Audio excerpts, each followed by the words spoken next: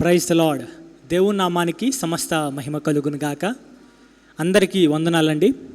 ఈరోజు నేను ఎలా సేవకు వచ్చాను, నేను పరిపూర్ణంగా ఎలా మారు మనసు పొందుకున్నాను, ఈరోజు నేను సేవలో ఎలా నిలబడగలిగాను అనే విషయాలను నేను మీ అందరితో కూడా పంచుకోవాలి అని ఆశపడుతూ ఉన్నాను. మొట్టమొదటిగా నేను సేవకి ఎలా వచ్చాను, దేవుని పిలుపుకి ఎలా లోబడ్డాను అనేటటువంటి విషయాన్ని మీ అందరికీ కూడా నేను తెలియపరుస్తాను. వాస్తవానికి నా యొక్క తల్లి, నా యొక్క తండ్రి, నా కుటుంబ సభ్యులు, నా బంధువులు అందరూ కూడా దేవునిని ఎరిగి రక్షించబడిన వారే. మా కుటుంబంలో ప్రతిదినము కూడా మా తల్లిదండ్రులు ప్రార్థన చేసేవారు అయినప్పటికీ కూడా, చిన్నప్పటి నుండి నేను భక్తిగా పెరిగినప్పటికీ కూడా, 9th క్లాసు 10th క్లాస్కి వచ్చేటప్పటికి కూడా దేవుడి పట్ల నాకున్నటువంటి విశ్వాసం, నాకున్నటువంటి ప్రేమ తగ్గిపోయి 10th క్లాసు 9th క్లాసులో నా చుట్టూ ఉన్నటువంటి స్నేహితుల వలన వారు చేసేటటువంటి ఆ యొక్క ఎంజాయ్ వలన నేను కూడా వీరిలాగా ఎంజాయ్ చేయాలి, నేను కూడా వీరిలాగా మంచిగా ఆనందించాలి, నేను కూడా వీరిలాగా బూతులు మాట్లాడాలి, నేను కూడా వీరిలాగా అల్లరి పనులు చేయాలి అని వారందరినీ కూడా చూసి నేను దేవునిని పరిపూర్ణంగా మరిచిపోవటం జరిగింది. అలా మరిచిపోయి నేను నా యొక్క 9th క్లాసు, నా యొక్క 10th క్లాసులో దేవునికి పరిపూర్ణంగా దూరంగా జరిగిపోయాను. అయితే నా యొక్క 9th, నా యొక్క 10th ఆ సమయంలో మా అమ్మగారు బలవంతంగా నన్ను మీటింగుకు తీసుకువెళ్ళారు. మీటింగ్స్కి తీసుకువెళ్ళినప్పుడు అక్కడ ఉన్నటువంటి దైవజనులు పేరు పెట్టి ప్రవచనాత్మకంగా నన్ను పేరు పెట్టి పిలవటం జరిగింది. నా కుమారుడ నవీన్, నేను నిన్ను ఏర్పరచుకున్నాను, నీవు మారు మనసు పొందుకొని నీవు కనుక లోబడి నా పిలుపుకు లోబడి వచ్చినట్లయితే నిన్ను బహుబలముగా వాడుకొని అనేక జనులను రక్షించుకోవడానికి నేను ఒక సాధనముగా ఉంచుతాను అని ప్రవచనాత్మకంగా దేవుడు మాట్లాడినప్పుడు నేను లెక్క చేయలేదు. నేను మాట వినకుండా నేను ఆ మాటలను త్రోసివేశాను. ఆ తరువాత బలవంతంగానే మా తల్లిగారు దేవుని యొక్క మందిరానికి తీసుకువెళ్ళారు. మందిరానికి తీసుకువెళ్ళినప్పుడు ఆ యొక్క చర్చిలో వర్తమానం పూర్తయ్యి చివరి పాట పాడతారు. చివరి పాట పాడి ఆరాధన చేసే సమయంలో మా యొక్క దైవజనురాలు, మా యొక్క పాస్టరమ్మ గారి ద్వారా దేవుడు ప్రవచనాత్మకంగా మాట్లాడారు. నాయనా, నా కుమారుడ నవీన్, నేను నిన్ను నా యొక్క సేవకు ఏర్పాటు చేసుకొని ఉన్నాను, నీవు నా దగ్గరికి తిరిగి రావాలి, నీవు వచ్చినట్లయితే, నువ్వు మారు మనసు పొందుకొని నా దగ్గరికి వచ్చినట్లయితే నేను నిన్ను బహుబలముగా వాడుకుంటాను అని నా యొక్క దైవజనురాలి ద్వారా, అలాగే కొంతమంది దేవుని యొక్క సేవకుల ద్వారా దేవుడు తన యొక్క సేవకు పిలుచుకోవటం జరిగింది. దేవుడు పిలిచినప్పుడు, తన యొక్క సేవకుల ద్వారా దేవుడు పిలిచినప్పుడు నా మనసులో నేను అనుకున్న విషయం ఏంటి అంటే, ఈ సేవకులకి ఇంట్లో పనులు చేయించుకోవడానికి ఎవరు ఉండరు. ఈ సేవకుల ఇంట్లో బాత్రూములు కడగటానికి, అంట్లు తోమటానికి, ఇల్లు ఊడవటానికి, కూరగాయలు కట్ చేయటానికి ఇలాంటి పనులు చేసేవాళ్ళు ఎవరు ఉండరు. కాబట్టి వీళ్ళు పని మనుషులు పెట్టుకోవటం వీళ్ళకి చేత కాదు కాబట్టి, అని డబ్బులు వీళ్ళకి ఉండవు కాబట్టి చర్చికి వచ్చే నాలాంటి గొర్రెలను బలి చేస్తారు అని నా మనసులో నేను వాళ్ళని ఎంతగానో తిట్టుకున్నాను. నా మనసులో నేను ఎంతగానో వాళ్ళని అవమానించాను అప్పుడు ఉన్నటువంటి పరిస్థితిలో.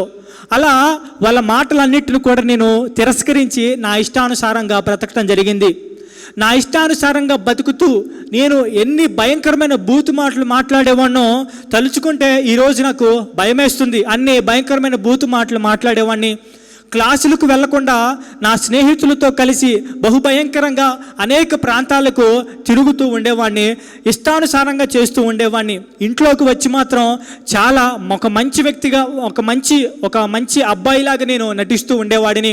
కానీ బయట మాత్రం నేను చాలా తప్పుడు మాటలు మాట్లాడుతూ చాలా తప్పుడు జీవితాన్ని జీవించేవాడిని.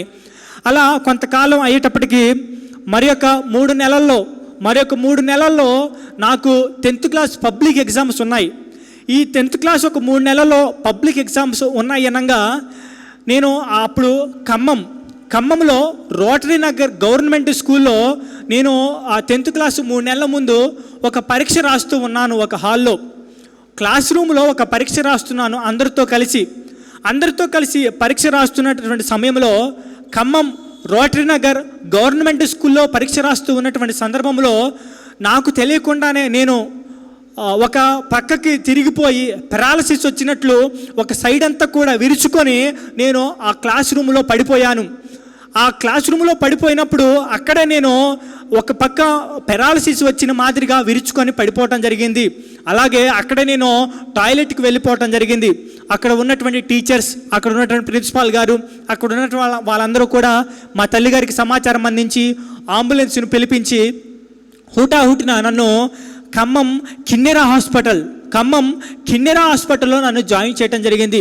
ఖమ్మం కిన్నెర హాస్పిటల్లో జాయిన్ చేసిన తర్వాత అక్కడ ఉన్న వాళ్ళు సిటీ స్కాన్, ఎంఆర్ఐ స్కాన్, ఇలా కొన్ని స్కాన్స్ తీసి వాళ్ళు చెప్పింది ఏంటంటే ఈ యొక్క అబ్బాయి యొక్క తలలో ఒక చిన్న పురుగు అనేది ఉంది. అది చాలా చిన్న పురుగు. ఆ చిన్న పురుగు ఉండి అది చనిపోయి అది ఒక పెద్ద మచ్చగా ఏర్పడింది. గూడు కట్టుకున్నట్లు అది అలా ఉండిపోవటం వల్ల ఈ అబ్బాయి ఒక పక్క మొత్తం చచ్చుబడిపోయింది. ఈ అబ్బాయి లేచి నిలబడటం, నడవటం, సరిగా మాట్లాడటం, ఒక సహజమైన వ్యక్తి తన యొక్క సహజ జీవితంలో చేసేటటువంటి పనులు బహుశా ఈ యొక్క అబ్బాయి తన జీవితంలో చేసుకోలేకపోవచ్చు అని ఖమ్మం కిన్నెర హాస్పిటల్లో చెప్పినప్పుడు నా తల్లిదండ్రులు చాలా బాధపడిపోయారు. వయసు చాలా ఉంది, చాలా చిన్న వయసు కలిగినటువంటి వ్యక్తి నా యొక్క కొడుకు ఇలా అయిపోయాడని నా యొక్క తల్లిదండ్రులు చాలా బాధతో చాలా రోజులు హాస్పిటల్లో ఉంచినప్పటికీ కూడా డబ్బులు వ్యర్థము తప్ప ఇక మీ అబ్బాయి బాగుపడడు అని చెప్పిన తర్వాత ఏం చేశారంటే ఇంటికి తీసుకువచ్చి ఇంట్లోనే ఉంచడం జరిగింది. ఇలా కొనసాగుతున్నటువంటి క్రమంలో నా యొక్క శరీరంలో ఎటువంటి మార్పు లేదు. ఒక పక్క మొత్తం చచ్చుబడిపోయి చచ్చిన నిర్జీవమైన ఒక శవంలాగా నా ఇంట్లో నేను పడి ఉన్నాను.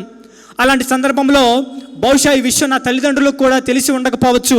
ఈరోజు నేను చెప్పేది ఏంటంటే, ఒకరోజు ఖమ్మం రోటరీ నగర్లో అప్పుడు మేము రెంట్కు ఉంటూ ఉండేవాళ్ళం. ఆ రోజు ఒక రాత్రి చచ్చిన శవంలాగా పడి మీటింగ్స్కి వెళ్ళినప్పుడు దేవుడు చెప్పిన మాటలు, సేవకుడు చెప్పిన మాటలు వింటూ యేసయ్యా నన్ను స్వస్థపరచు, యేసయ్యా నన్ను బాగు చేయి, యేసయ్యా యేసయ్యా యేసయ్యా. నాకు నోట్లో నుంచి మాటలు రాలేక నా మనసులోనే ఏం ప్రార్థన చేయాలో కూడా నాకు తెలియక యేసయ్యా యేసయ్యా యేసయ్యా అని అర్ధరాత్రి వేళ కళ్ళు తెరిచి నేను అంటూ ఉండగా నాకు ఆ అర్ధరాత్రి సమయంలో అందరూ కూడా ఈ మాటలు నమ్మొచ్చు నమ్మకపోవచ్చు, కానీ ఈ మాటలు నా జీవితంలో అక్షర సత్యంగా జరిగాయి. అర్ధరాత్రి వేళ నాకు ఒక స్వరం వినిపిస్తూ ఉంది. ఆ స్వరం ఏంటంటే, నా కుమారుడా అన్న ఒక మెలనైన స్వరం నాకు వినిపిస్తూ ఉంది. నా కుమారుడా అన్న మెలనైన స్వరం నాకు వినిపించి ఆ స్వరం నాకు ఏం చెప్తుందంటే, నా కుమారుడా ఇకనైనా వస్తావా. ఆ మెల్లనైన స్వరం ఏం మాట్లాడుతుందంటే, నా కుమారుడా ఇకనైనా వస్తావా, నా మాట వింటావా, నా పని చేస్తావా, నాతో నడుస్తావా, నేను నిన్ను బాగు చేస్తాను, నేను నిన్ను స్వస్థపరుస్తాను, నేను నీకు చాలిన వాడను అని ఆ స్వరము ద్వారా వచ్చే మాటలు నా మెదడులో, నా బ్రెయిన్లో ప్రతిధ్వనించాయి. ఈ రోజుకి కూడా ఈ మాటలు చెప్తున్నా కూడా ఆ మాటలు ఇంకా నాకు ఇప్పుడు మాట్లాడుతున్నట్లుగానే నా మెదడులో ఇంకా ప్రతిధ్వనిస్తూనే ఉన్నాయి. ఆ మాటలు విన్న తర్వాత ఆ మంచంలోనే నాలో నేను కృంగిపోయి నేను ఎంత తప్పు చేశాను అని ఆ మంచం మీదే నేను పశ్చాత్తాపడ్డాను. యేసయ్యా నువ్వు గొప్ప దేవుడవు, నీవు పలుమార్లు మాట్లాడావు, కానీ నీ మాటను నేను లక్ష్య పెట్టలేదయ్యా, నీ మాటను త్రోసివేశానయ్యా, బహుభయంకరంగా నీకు వ్యతిరేకంగా పనిచేశానయ్యా అని ఎంతగానో పశ్చాత్తాపడి ఆ రాత్రికాల సమయంలో నేను దేవునికి వాగ్దానం చేశానయ్యా, ఇక మీదట నేను మారుతానయ్యా, మారు మనసు పొందుకుంటానయ్యా, నీ సేవ చేస్తానయ్యా, నీతో నడుస్తానయ్యా, అయ్యా నువ్వు ఎక్కడికి వెళ్ళమంటే అక్కడికి వెళ్తాను, నువ్వు ఏమి మాట్లాడమంటే అది మాట్లాడతాను అని దేవునితో ఆ రాత్రికాల సమయంలో లేవలేని స్థితిలో చచ్చుబడిపోయి శవంలాగా ఉన్న నేను నా మనసులో నేను దేవునితో నిబంధన చేసుకొని ఆ రాత్రికాల సమయంలో నేను ప్రార్థన చేసుకున్న తర్వాత మీరు నమ్మండి, చచ్చిన శవంలాగా ఉన్న నేను ఒక నెల రోజుల్లో లేచి కూర్చున్నాను. హల్లెలూయా. ఒక నెల రోజుల్లో చచ్చిన శవంలాగా ఉన్న నేను నెల రోజుల్లో లేచి కూర్చున్నాను. ఒక సాధారణమైన వ్యక్తిలాగా మారిపోయాను. డాక్టర్లు అందరూ కూడా అన్నారు కదా, ఈ వ్యక్తి లేవటం, ఈ వ్యక్తి నడవటం, ఈ వ్యక్తి మాట్లాడటం, ఈ వ్యక్తి పని చేయటం, సాధారణమైన వ్యక్తిలాగా ఉండటం కష్టము అని చెప్పారు. కానీ నా దేవుడు ఎంత గొప్పవాడు అంటే, నా దేవుడు ఎంత శక్తిమంతుడు అంటే, నేను ఎప్పుడైతే మారు మనసును పొందుకొని దేవుని చిత్తానికి లోబడ్డానో, దేవుని పని చేయాలని నిర్ణయం తీసుకున్నానో, ఆ తదుపరియే దేవుని యొక్క ఆత్మకార్యం నాలో ప్రారంభించడం మొదలైంది. దేవుడు నన్ను స్వస్థపరచడం ప్రారంభమైంది. నెల రోజుల్లోనే అద్భుతంగా దేవుడు నన్ను స్వస్థపరచడం జరిగింది. మరు వెంటనే నాకు 10th క్లాస్ పబ్లిక్ ఎగ్జామ్స్ ఉన్నాయి. నేను ఈ యొక్క అనారోగ్య సమస్యల వల్ల, నా చుట్టూ ఉన్న సర్కమ్స్టాన్సెస్ వల్ల, పరిస్థితులను బట్టి నేను పెద్దగా ఏమీ చదవలేదు. అయినప్పటికీ కూడా మీరు నమ్మండి, 10th క్లాస్ ఎగ్జామ్స్లో అన్ని సబ్జెక్టులలో పరీక్ష రాశాను. అందరి వల్లే పరీక్ష రాశాను, అన్ని సబ్జెక్టులు రాశాను, అన్ని సబ్జెక్టులో పాస్ అయ్యాను. కాకపోతే ఒక సబ్జెక్టు పోయింది, మళ్ళీ రాశాను, అది కూడా పాస్ అయ్యాను. దేవునికి మహిమ కలుగును. చూడండి, నేను మొట్టమొదటిగా దేవుని యొక్క చిత్తానికి లోబడలేదు. నా యొక్క సాక్ష్యంలో నాకు పలుమార్లు కూడా ఒకే ఒక సన్నివేశం నాకు గుర్తొచ్చింది. అదేంటంటే, యోనాను దేవుడు ఒక ప్రాంతానికి వెళ్ళమంటే యోనా ఆ ప్రాంతానికి వెళ్ళకుండా మరి ఒక ప్రాంతానికి వెళతాడు. అప్పుడు దేవుడు ఏం చేశాడంటే, యోనాను వెనకకు రప్పించడానికి తన చుట్టూ ఉన్నటువంటి పరిస్థితులను ప్రతికూలంగా దేవుడు మార్చాడు. యోనా తిరిగి రావడానికి తన చుట్టూ ఉన్న పరిస్థితులను వ్యతిరేకంగా మార్చేటప్పుడు యోనా తనకు తానే అర్థం చేసుకున్నాడు, దేవుడు నన్ను వెనకకు తీసుకురావటానికే ఈ యొక్క పరిస్థితులన్నీ కూడా ఇలా వ్యతిరేకంగా మార్చాడు. నేను కనుక వెనకకు తిరిగితే మళ్ళీ నా పరిస్థితి మారిపోతుందని యోనా అనుకున్నట్లు నాకు అనిపించింది. ఈరోజు ఆలోచిస్తే నాకు కూడా అలాగే అనిపిస్తుంది. నేను దేవుని యొక్క మాట వినాలి అని, మారు మనసు పొందుకోవాలని, లోకంలో పడిపోకూడదని, నశించిపోకూడదు అని, ఆయన చేతిలో ఒక పాత్రగా ఉండాలని దేవుడు ఏం చేశాడంటే, నన్ను కూడా శ్రమలలోకి తీసుకువెళ్ళి నాకు బుద్ధి చెప్పి దేవుడు మళ్ళీ ఏం చేశాడంటే, ఆ శ్రమల్లోంటి బయటికి తీసుకొచ్చి దేవుని కొరకు ఒక పాత్రగా నిలబెట్టాడు. ఈరోజు నేను బ్రతికి ఉన్నాను అంటే, ఈరోజు నేను మాట్లాడుతున్నాను అంటే, ఈరోజు నేను పని చేస్తున్నాను అంటే, ఈరోజు నేను మాట్లాడుతున్నానంటే, ఈరోజు నేను గాలి తీసుకుంటున్నాను, గాలి వదులుతున్నానంటే, ప్రతి విషయంలో కూడా నేను నా దేవాతి దేవుడైన యేసయ్యకే సమస్తమైన మహిమ, సమస్తమైన ఘనత, సమస్తమైన ప్రభావాలు అనుదినము కూడా చెల్లిస్తూ ఉంటాను. కాబట్టి నా జీవితంలో నేర్చుకున్న విషయం ఏంటంటే, దేవుని యొక్క చిత్తానికి లోబడటం అనేది మనిషికి ఉన్నటువంటి ఆజ్ఞల్లో ప్రధానమైనది. మన అనుదిన జీవితంలో మనం చేయాల్సింది కూడా, దేవుడు ఏదైనా ఒక మాట చెప్పినప్పుడు ఆ మాటకు వ్యతిరేకించకుండా మనము ఆ మాటకు లోబడి ముందుకు వెళ్ళినట్లయితే దేవుడు మనల్ని ఖచ్చితంగా ఆశీర్వదిస్తాడు, దేవుడు మనల్ని ఖచ్చితంగా బాగు చేస్తాడు. ఇది నేను ఎలాగైతే రక్షించబడ్డాను, నేను ఎలాగైతే సేవకు వచ్చానో అని చెప్పడానికి ఇది ఒక చిన్న సందర్భం అండి. ఇంకా ఈ సేవకు వచ్చిన తర్వాత జరిగిన విషయాలు, కుటుంబ సాక్ష్యం, ఇలాంటి విషయాలు చెప్పడానికి నా దగ్గర చాలా విషయాలు ఉన్నాయి, చాలా అనుభవాలు ఉన్నాయి. ఇవన్నీ చెప్పడానికి ఇది సమయం కాదు. నేను మరి ఒక వీడియోలో ఈ విషయాలన్నీ కూడా మీకు చెప్తాను.